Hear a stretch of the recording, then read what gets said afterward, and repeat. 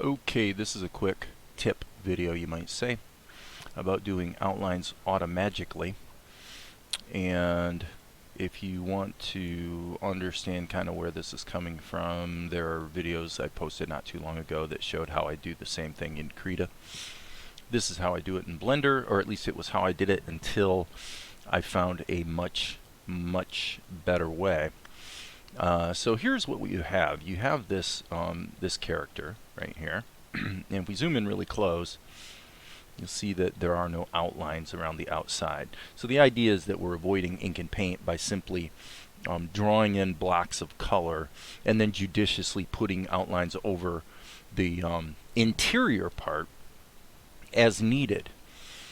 But then the question becomes, well, how do you generate outlines, around the perimeter of your character, assuming that you would want to do so. It's not at all necessary, but if you're wanting outlines and you're trying to get more of that traditional cartoon/anime look, then you kind of need the outlines. Okay, so initially what I was going to do was block in characters in the grease pencil and then simply render out the image sequence and then put it through this processing, and then you're good to go with compositing it with other characters and backgrounds and all the rest. However, and so let me cover that very quickly. You've got your in the Blender node-based compositor, your output of your character. In this case, this is just going directly to the output, and if it wasn't for the outline processing, this is what you would see. So everything else you see here in these nodes has to do with outline processing. So step one is to take the output of the character and put it through a Gaussian blur. In my case, I chose to make that a 5-pixel blur. Okay, and then I did RGB curves, which essentially I just took the curve and just brought it all the way down, which essentially just takes the whole image and turns it black. Now you could do it, there's at least 5 different ways in the Blender node-based compositor to take an image and convert it to just black, so just be aware of that. Okay. These two nodes are kind of irrelevant actually, because these are the background. So you have the background going through a little bit of a color correction, and then it's being alpha composited to the output. So really, the only relevant nodes to this outline processing are the Gaussian blur, turn it black, and then composite it under your character. Okay, so if we were to stop there and not add the background, then this is what you would get. Now if we zoom in real close, you can see that we have a dark background behind it. It's a little hard to see because there's no background. So therefore, let's go ahead and put the background in. So we'll switch to this viewer where we see the background, and if we actually lighten it up a bit, makes it way easier to see that you can see you have this background around it. Now, in this case, I'm actually not completely thrilled with the look of this particular outline. I would think you would probably want to blur it slightly less and maybe clamp it slightly more. So anyway, having said that, and I'm posting this basically because somebody asked in a question how you do it. Yeah, there's kind of a lot easier way. Here's the way. Let's just draw a character. I'm just going to keep this super simple, and we're going to make it a simple character with flesh tone skin and goofy dark hair. Okay, and then just because we want to be sort of complete about it, oops, that was the wrong color. We want to use white for this. Let's give this guy an eye. And by the way, I'll give you another Blender tip here. You can hit the L key to select link, selects all the strokes, and then you hit Shift Alt S, and it turns whatever shape you have into a perfect circle, at which point you could say S key X, which is going to scale it on the X axis, perhaps X key Z, S key Z to scale it on the Z axis, Shift D to duplicate it over here.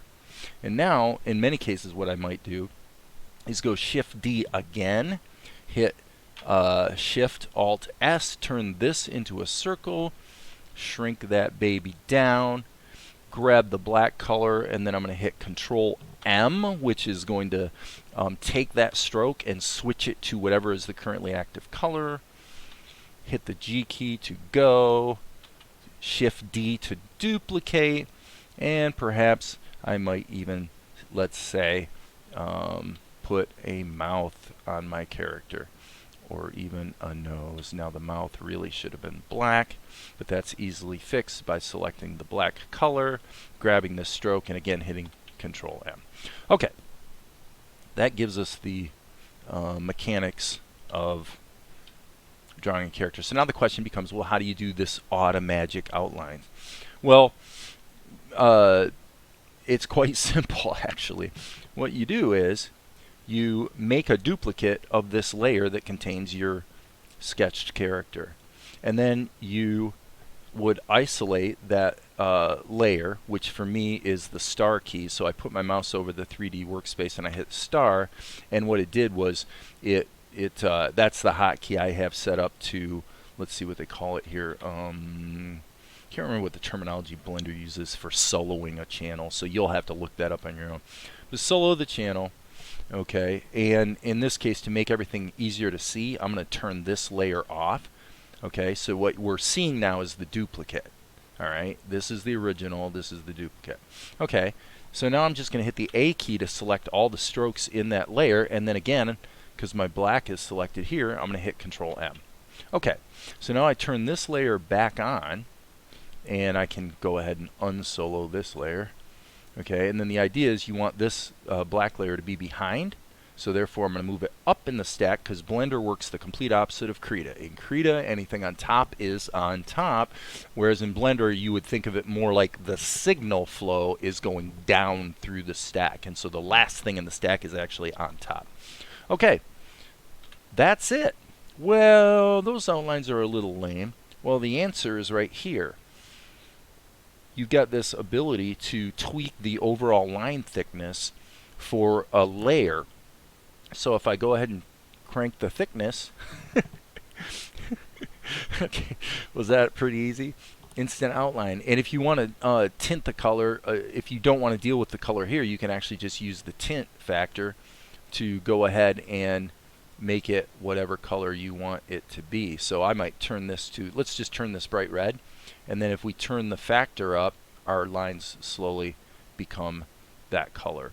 So in a typical case, you'd probably want something maybe a little lighter than that, and something of that nature might be kind of typical.